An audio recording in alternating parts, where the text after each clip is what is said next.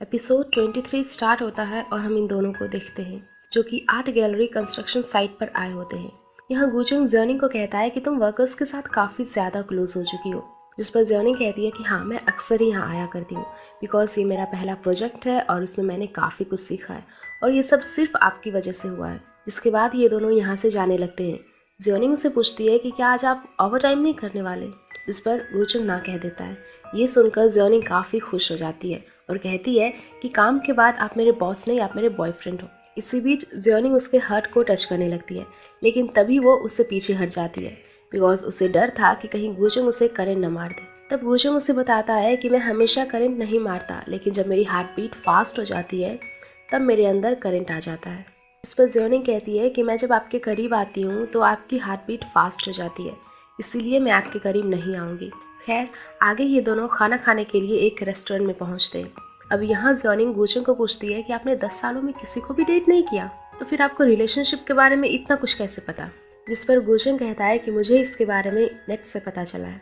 तो जियोनिंग कहती है कि आपको ये सब सर्च करने की क्या जरूरत थी, आप चिरांग को इस बारे में पूछ सकते हो क्योंकि वो तो फ्लर्ट का किंग है। जिसके बाद जियोनिंग गुचुंग की साइड वाली कुर्सी पर बैठ जाती है और गुचुंग का हाथ पकड़ लेती है और कहती है कि मैं पहली बार किसी को डेट कर रही हूँ और हमें इस बारे में उस इंसान को बता देना चाहिए जिसे हम प्यार करते हैं। इस पर गुचुंग कहता है कि तुम्हें नहीं लगता कि रिलेशनशिप में आने के बाद लड़कियां ज्यादा बात नहीं करती। तो जियोनिंग कहती है कि मैं ज्यादा बात तो नहीं कर रही।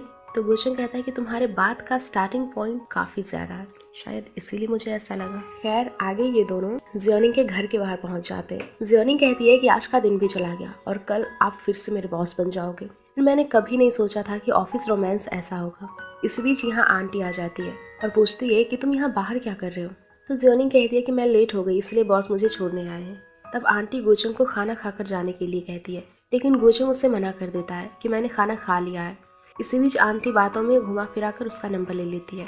आगे जियोनिंग की आंटी जियोनिंग को कहती है कि तुम गुचुंग को डेट कर रही हो और मुझे बताया भी नहीं। वैसे गुचुंग जैसा लड़का मिलना काफी मुश्किल है, लेकिन तुम दोनों की एज में काफी गैप है, क्या तुम्हें इस बात से प्रॉब्लम नहीं होती। इस पर जियोनिंग कहती है कि मुझे उसकी एज से कोई फर्क नहीं पड़ता बिकॉज मैं उसे पसंद करती हूँ। अगले दिन आंटी गुचुंग के पास कॉल करती है और उसे लंच पर चलने के लिए कहती है। जिसके बाद हम इन्हें रेस्टोरेंट में देखते हैं जहाँ आंटी गुचुंग को कहती है कि हम दोनों पहले भी मिल चुके हैं लेकिन मैं तुम्हें अच्छे से नहीं जानती। तो गुचुंग कहता है कि ठीक है, आपको मुझसे जो पूछना है आप पूछ सकती हो। आंटी उसे पूछती है कि तुमने किस यूनिवर्सिटी से अपनी स्टडी की है और तुम्हारे पेरेंट्स क्या करते हैं। तो गुचुंग उसे अपनी स्टडी और अपने पेरेंट्स के बारे में बताता है। जिसके बाद वो उसे पूछती है कि तुम्हें कोई भी लड़की आसानी से मिल जाती तो तुमने अब तक किसी को डेट क्यों नहीं किया। इस पर गुचुंग कहता है कि मैंने काफी टाइम पहले किसी को डेट किया था, लेकिन कुछ सालों से मुझे हेल्थ से रिलेटेड कुछ इश्यू आ रहे थे, जिस कारण मैंने डेटिंग नहीं की। तब आंटी उसके हेल्थ के बारे में पूछती है और ये भी पूछती है कि क्या तुम्हारी डिसीज का कोई ट्रीटमेंट है। तो गुचुंग कहता है कि हाँ, कुछ पॉसिबिलिटीज है मेरे ठीक होने की। देन आंटी बहाना बनाकर यहाँ से निकल जाती है। इधर कंपनी के बाहर हम जाओ को देखते हैं। भी थैंक उसे आवाज देता है और उसे जियोनिंग के बारे में पूछता है। तो जाओ कह देती है कि वो ठीक है और इतने में यहाँ चिरांग भी आ जाता है। अब चिरांग थैंक को बोलता है कि क्या तुम मेरी गर्लफ्रेंड को परेशान कर रहे हो, और उसे देखकर थैंक यहाँ से चला जाता है। जाओ से कहती है कि तुम उसके साथ ऐसा बिहेव क्यों करते हो, बिकॉज इसीलिए कि वो तुम्हारे फादर की कंपनी ले लेगा। तो चिरांग कहता है कि मुझे डर लगता है कि कहीं वो तुम्हारा फायदा ना उठा ले। जिस पर जाओ कहती है कि मेरा तुमसे कोई लेना देना नहीं है। तो चिरांग कहता है कि तुम फिर से शुरू हो गई, तुम्हें पता है मेरे हार्ट की कंडीशन फिलहाल ठीक नहीं चल रही है। तो जाओ कहती है कि जाओ अपना ट्रीटमेंट करवा लो। इसी बीच जाओ के पास एक कॉल आती है और वो कॉल पिक करके कहती है कि मैं आ रही हूँ। चिरांग उसका हाथ पकड़ लेता है, पूछता है कि फोन पर कौन है। तो जाओ कहती है कि ये एजेंट है बिकॉज मैं अपने लिए एक नया घर ढूंढ रही हूँ। अब चिरांग भी इसके साथ चलने के लिए कहता है और ये दोनों घर देखने के लिए चले जाते हैं। ये घर जाओ के लिए काफी बड़ा होता है और उसे इतने बड़े घर की जरूरत नहीं होती। जिस पर चिरांग कहता है कि तुमसे मिलने के लिए तुम्हारे दोस्त आते रहते हैं और कभी कभी जियोनिंग भी तुम्हारे पास सोने आती है, इसीलिए ये घर तुम्हारे लिए परफेक्ट रहेगा। इधर चिरांग एजेंट को चुपके से कहता है कि घर का हाफ रेंट मैं खुद पे करूंगा। इसके बाद एजेंट जाओ को कहता है कि अगर आपको ये घर पसंद आता है तो मैं लैंडलॉर्ड से बात कर लेता हूँ और मैं गारंटी के साथ कह सकता हूँ इस घर का रेंट आपके पहले वाले अपार्टमेंट से कम ही होगा, बिकॉज इस घर में एक आदमी मर गया था जिस कारण इसकी वैल्यू घट गई। अब पहले तो ये सुनकर जाओ थोड़ा शॉक हो जाती है, लेकिन बाद में वो इस घर के लिए मान जाती है। एजेंट उसे कहता है कि अगर आपके साथ यहाँ कोई आदमी रहेगा तो ये आपके लिए और भी ज्यादा बेटर है। जिसके बाद चिरांग और जाओ यहाँ से चले जाते हैं। अब आगे चिरांग गुचुंग से पूछता है कि मैरिज सर्टिफिकेट के लिए क्या क्या चाहिए होगा, बिकॉज जल्दी मैं शादी करने वाला हूँ। और तुम्हें पता है कि वो मुझे अपना घर दिखाने के लिए लेकर गई थी। एंड ये कितनी प्राइवेट बात है ना। और अब मैं तुम्हारे घर पर नहीं आऊँगा बिकॉज मेरे पास अपना घर होगा और मुझे होटल में रहने की कोई ज़रूरत नहीं पड़ेगी। लेकिन गोचंग अपने फ़ोन में बिजी रहता है और वो चेरांग की बातों पर बिल्कुल ध्यान नहीं देता। देन चेरांग गोचंग के हाथ से फ़ोन छीन लेता है और देखता है कि वो जर्निंग से बात कर रहा होता है। ये देखकर चेरांग कहता है कि तुमने तो काफ़ी प्रोग्रेस कर ली है। तो गोचंग कहता है कि अपने काम से काम रखो और जाते टाइम डोर क्लोज कर देना। इधर जर्निंग की आंटी उसे कहती है कि तुम्हें गोचंग से अभी ब्रेकअप करना होगा बिकॉज तुम दोनों मैच नहीं होते और तुम्हारे पेरेंट्स हमेशा सोचते थे कि तुम खुश रहो और अब उनके जाने के बाद मैं तुम्हारी देखभाल का जिम्मेदार हूँ, इसीलिए तुम उसके साथ ब्रेकअप कर लो। जॉनी उसे पूछती है कि क्या आपको गोचंग पसंद नहीं है और अब आप ब्रेकअप के लिए क्यों कह रही हो।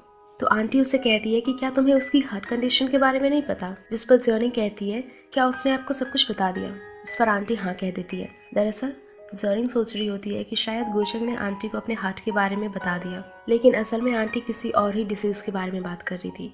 अब अगले दिन जर्निंग कंपनी में अकेले होती है। देन वो इंटरनेट पर सर्च कर रही होती है कि प्यार में पड़ने पर मेंस क्या सोचते हैं। इसी बीच उसके पास गोचंग का मैसेज आता है जो उसे पूछता है कि तुम क्या कर रही हो। तो जर्निंग उसे एक नोट की फोटो सेंड कर देती है और कहती है कि मैं स्टडी कर रही हूँ। इसी बीच वो सोचती है कि शायद गोचंग को उसे बता देना चाहिए कि आंटी उससे मिलने गई थी। अब जर्निंग बार बार फोन की तरफ देखती है कि गोचंग का मैसेज आएगा और कुछ देर बाद खुद गोचंग ही यहाँ आ जाता है और जर्निंग को वॉक पर चलने के लिए कहता है। इधर जाओ अपने नए घर में शिफ्ट हो जाती है और चेरांग भी उसके साथ घर में रहने आया होता है। हालांकि जाओ से मना कर देती है, लेकिन चेरांग भला कहाँ मानने वाला था और किसी तरह वो जाओ को कन्विंस कर लेता है। अब जर्निंग गोचंग को एक जगह पर ले जा रही होती है और इसी बीच वो उससे पूछती है कि क्या आपने आंटी को अपने हार्ट के बारे में बता दिया। जिस पर गोचंग कहता है कि मैंने उन्हें अपने हार्ट के बारे में नहीं बताया, बल्कि मैंने उन्हें कहा कि मुझे कुछ डिसीज है। खैर आगे ये दोनों अपने डेस्टिनेशन पर पहुंच जाते हैं जहां जर्निंग गोचंग को एक घर दिखाती है। दरअसल ये जर्निंग की फैमिली का पुराना घर होता है। जर्निंग कहती है कि यंग एज में मैं अक्सर यहाँ अपनी छुट्टियां मनाने आती थी, लेकिन एक दिन सब कुछ जल गया और मैं काफ़ी मेहनत से काम करके पैसे अर्न करूंगी और इस घर को दोबारा रिकंस्ट्रक्शन करवाऊंगी बिकॉज मेरे फादर चाहते थे कि ये घर हमेशा इनहेबिटेट रहे, इसीलिए अब मैं उनका सपना पूरा करूंगी। जिस पर गोचंग कहता है कि मैं भी इसमें तुम्हारी हेल्प करूंगा। खैर आगे जर्निंग अपने घर जाती है। उसकी आंटी को पता होता है कि जर्निंग अभी गोचंग के साथ डेट कर रही है। वो उसे कहती है कि क्या तुम्हारी समझ में नहीं आता कि मैंने तुमसे क्या कहा था। तो जर्निंग कहती है कि मैं बड़ी हो चुकी हूँ, इसीलिए मुझे पता है कि मेरे लिए क्या अच्छा और क्या बुरा है। ये सुनकर आंटी कहती है कि अच्छा तो तुम्हें अब मेरी जरूरत नहीं है। तो वो गुस्सा हो जाती है। तब जर्निंग उसके पास बैठती है और कहती है कि मेरा वो मतलब नहीं था। इसी बीच वो उसे बताती है कि मैं गोचंग के साथ पुराने घर पर गई थी। आंटी उसे कहती है कि गोचंग को हेल्थ रिलेटेड डिसीज है, इसलिए मैं तुम दोनों के खिलाफ हूँ। तब जर्निंग उसे बताती है कि गोचंग ही वो लड़का था जिसने मुझे 10 साल पहले बचाया था और मेरी वजह से उसे हेल्थ इश्यू है। इधर गोचंग खुद को चार्ज करने लगता है, जिस दौरान उसके हार्ट में पेन होने लगता है, इसलिए वो डॉक्टर के पास कॉल करता है, लेकिन डॉक्टर कॉल पिक नहीं करता। इधर चेरांग के पास भी नोटिफिकेशन चली जाती है। फिर वो गोचंग के पास कॉल करके इसके बारे में पूछता है, जिस पर गोचंग कहता है कि मैं ठीक हूँ। यानी ये एपिसोड यहीं खत्म हो जाता है। एपिसोड 24 स्टार्ट होता है और हम गोचंग को देखते हैं जो कि कंपनी से कहीं जाने वाला होता है। तभी सुमन उससे पूछती है कि आप कहाँ जा रहे हो।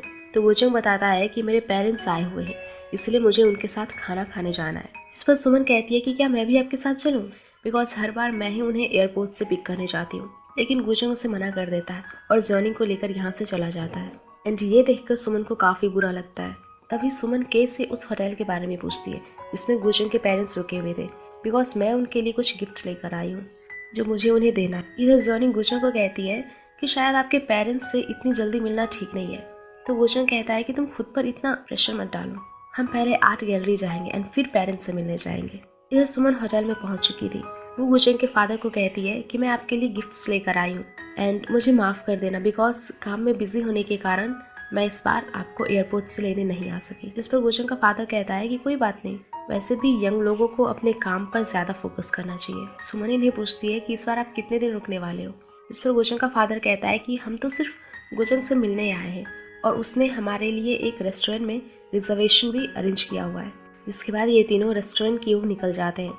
इधर गोचंग रेस्टोरेंट में पहुंचता है और देखता है कि सुमन भी उसके पेरेंट्स के साथ आई हुई है। गोचंग का फादर उसे कहता है कि सुमन हमसे मिलने आई थी, इसलिए हम उसे भी अपने साथ लेकर आ गए।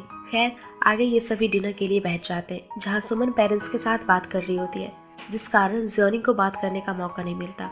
तभी गोचंग की मदर पानी के लिए वेटर को बुलाती है, लेकिन यहाँ वेटर नहीं था, इसीलिए जॉनी उसे पानी देने के लिए जाती है, लेकिन उसके हाथ से पानी का जग नीचे गिरकर टूट जाता है। देन गुशंग जॉनी की केयर करते हुए दिखता है एंड ये देखकर उसके पेरेंट्स एक दूसरे की तरफ देखते हैं। दरअसल वो समझ जाते हैं कि दोनों के बीच क्या चल रहा है। इधर सुमन के चेहरे का रंग उड़ा हुआ था। खैर आगे ये सभी यहाँ से जा रहे होते हैं तो सुमन गुशंग को कहती है कि क्या मैं पेरेंट्स को घर ड्रॉप कर दूं? तो गुशंग हाँ कह देता है। अब ये दोनों भी वापस जा रहे होते हैं। ज्योनिंग देखती है कि गुशंग थोड़ा सा अपसेट था। वो कहता है कि मैं डिनर के बहाने पेरेंट्स के साथ तुम्हारे बारे में बात करता, जिस पर ज्योनिंग कहती है कि कोई बात नहीं, वैसे भी मैं अगली बार ड्रेसअप करके आऊंगी। जिस पर गुशंग कहता है कि उन्होंने तुम्हें पहले ही देख रखा है। तो ज्योनिंग कहती है कि अब मेरा स्टेटस डिफरेंट है, इसीलिए मुझे अब फॉर्मल ट्राई करना चाहिए। गुशंग कहता है कि इस बार सुमन हमारे साथ थी, लेकिन अगली बार हम अकेले ही रहेंगे। खैर आगे गुशंग ज्योनिंग को उसके घर छोड़कर यहाँ से चला जाता है। तभी पीछे से थैंक-यू यहाँ आता है और सोचता है ज्योनिंग अब तो मेरे लिए वेट क्यों नहीं करती। अगले दिन गुशंग अपने ऑफिस में होता है। तभी सुमन उसके पास आती है और कहती है कि मेरे यूनिवर्सिटी में मेरे टीचर चाहते थे मैं वहाँ आकर स्टूडेंट को लीड करूँ। तो गुशंग कहता है कि क्या तुम्हें छुट्टी चाहिए? तो सुमन कहती है कि नहीं, मैंने अभी डिसीजन नहीं लिया, मैं सिर्फ हेल्प कर रही हूँ, लेकिन इससे मेरे काम पर कुछ अफेक्ट नहीं पड़ना चाहिए। वो ये भी बताती है कि मैं ये सब फ्री में कर रही हूँ, इसलिए बदले में मैंने उनसे एक शीट की मांग की। और ज्योनिंग काम में काफ़ी बिजी रहती है, वो अपनी स्टडी भी कर रही है। हालांकि उसके अंदर बहुत पोटेंशियल है, लेकिन अगर किसी वजह से वो डिग्री नहीं ले पाई तो उसे स्टडी करने के लिए कुछ और साल मिल जाएंगे। लेकिन गुशंग कहता है कि मुझे पूरा बिलीव है कि वो एग्ज़ाम पास कर लेगी, और क्या तुम्हें मुझ पर बिलीव नहीं है? जिसके बाद सुमन चेहरा लटकाकर यहाँ से चली जाती है। अब आगे सुमन एक बार में बैठकर ड्रिंक कर रही होती है। तभी उसके पास थैंक-यू आता है और उसे कहता है कि तुम अपने टूटे दिल का दर्द छुपाने के लिए ड्रिंक कर रही हो ना। तो सुमन कहती है कि तुम्हें कैसे पता, जबकि हम दोनों एक दूसरे को अच्छे से जानते भी नहीं।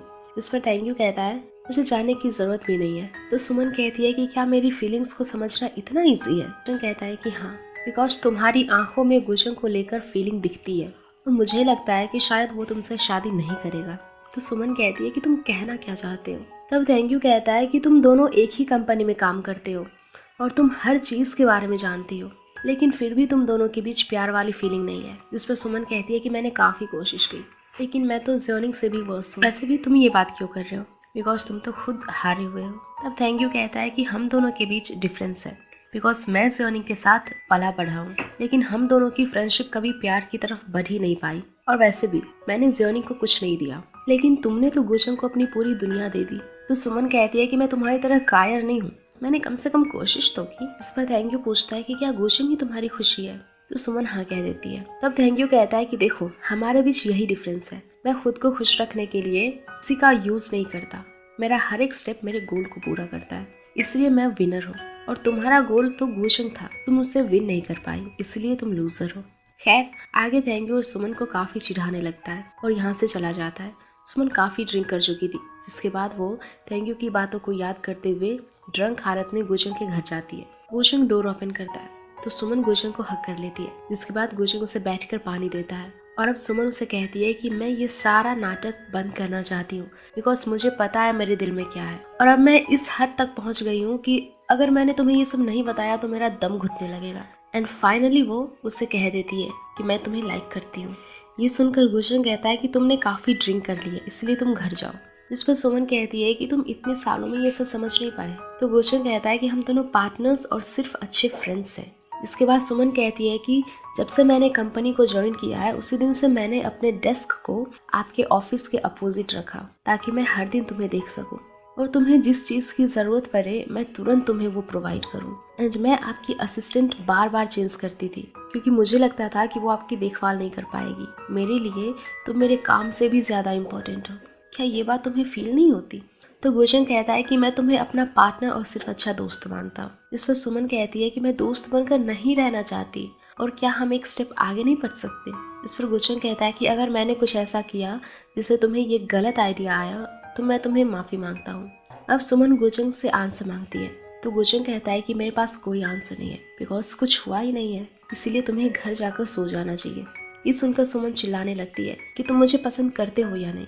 तो गुशंग उसे ना कह देता है और कहता है कि मेरे पार्टनर्स और फ्रेंड्स की जगह तुमसे कोई नहीं ले सकता, लेकिन इसके आगे मैं तुम्हें कुछ नहीं दे सकता। अब ये सुनकर सुमन को काफ़ी गुस्सा आता है। तब वो ज्योनिंग के बारे में उल्टा सीधा बोलने लगती है। तब गुशंग उसे कहता है कि शायद तुम्हें काम से कुछ दिन के लिए छुट्टी लेनी चाहिए, बिकॉज इससे तुम्हारे दिमाग को शांति मिलेगी। उसके बाद सुमन यहाँ से चली जाती। अब अगले दिन सुमन कंपनी नहीं आई होती तो ज्योनिंग उसकी जगह गुचेंग से डॉक्यूमेंट पर साइन करवाने जाती है, जहाँ गुचेंग उससे एक गिफ्ट देता है। ज्योनिंग जब उस गिफ्ट को ओपन करती है तो उसमें से एक नोट मिलता है जिसमें लिखा होता है कि जब तुम फ्री होगी तब हम बात करेंगे।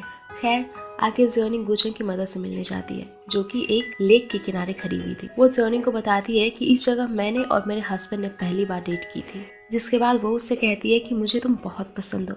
इसी बीच वो ये भी कहती है कि गुचेंग नॉर्मल इंसान नहीं है, तो ज्योनिंग कहती है कि मुझे पता है कि उसका हार्ट मैकेनिकल है। खैर आगे गुचेंग अपने पेरेंट्स के साथ दोबारा रेस्टोरेंट आया होता है। अब यहाँ गुचेंग अपने पेरेंट्स से माफी मांग कि मैंने इतने साल खुद को आप लोगों से दूर रखा। आगे गुचेंग की मदर कहती है कि हमें ज्योनिंग पसंद है बिकॉज ऐसी लड़की तो हमें कभी मिल ही नहीं सकती। तब गुचेंग ज्योनिंग का हाथ पकड़ कर कहता है कि मेरे लिए ज्योनिंग भगवान का दिया हुआ सबसे बड़ा गिफ्ट है। आगे ये लोग खाना खाने लगते हैं, जिसके बाद हम चिरांग को देखते हैं जो कि जाओ का वेट कर रहा होता है।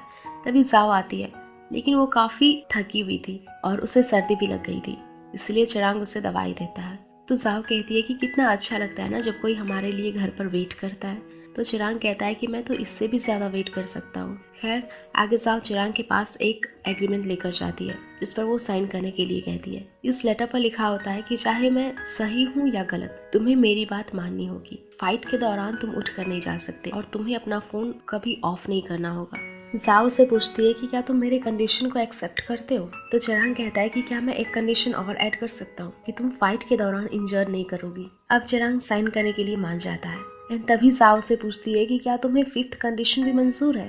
दरअसल 5th कंडीशन में लिखा हुआ था चिरांग को उसकी लग्जरियस लाइफ को स्किप करना होगा और अपने सेकंड जनरेशन रिच स्टेटस को भी छोड़ना होगा। इस पर चिरांग कहता है कि क्या रिच होना भी बुरी बात है। तो जाओ कहती है कि मैं नहीं चाहती कि दूसरे लोग ये सोचे कि मुझे तुम्हारे पैसों में इंटरेस्ट है, इसलिए तुम्हें अपनी पूरी लग्जरियस लाइफ को छोड़ना होगा और मेरे साथ इस अपार्टमेंट में नॉर्मली रहना होगा। अब पहले तो चिरांग इसके बारे में काफी सोच विचार करता है लेकिन वो सब कुछ छोड़ने के लिए तैयार हो जाता है। जिसके बाद गुचेंग और ज्योनिंग उसके पेरेंट्स को एयरपोर्ट पर छोड़ने आए होते हैं, जहाँ गुचेंग इतने सालों में पहली बार अपने फादर को हक करता है। जिसके बाद हम देखते हैं कि कंपनी में के सुमन का डेस्क दूसरी तरफ शिफ्ट करवा रहा होता है। इसी बीच जिया के को पूछती है कि आप उसे दूसरी जगह शिफ्ट क्यों कर रहे हो, बिकॉज 6 सालों में पहली बार उसकी जगह चेंज की जा रही है। तो के कहता है कि वो वाइस प्रेसिडेंट है, इसलिए तुम्हें नहीं लगता कि उसका खुद का ऑफिस होना चाहिए। तभी यहाँ सुमन आ जाती है और पूछती है कि ये सब क्या हो रहा है। तो के कहता है कि बॉस ने मुझे आपकी सीट चेंज करने के लिए कहा है। तभी सुमन को याद आता है कि मैंने ही गुचेंग को बताया था कि मैं तुम्हें देखने के लिए तुम्हारी ऑफिस के अपोजिट बैठती हूँ। जिसके बाद सुमन चुपचाप यहाँ से चली जाती है एंड ये एपिसोड यहीं पर खत्म हो जाता है। तो अगर आप लोगों को ये वीडियो पसंद आया हो तो प्लीज़ वीडियो को लाइक कर देना और चैनल को भी सब्सक्राइब कर देना। Thank you.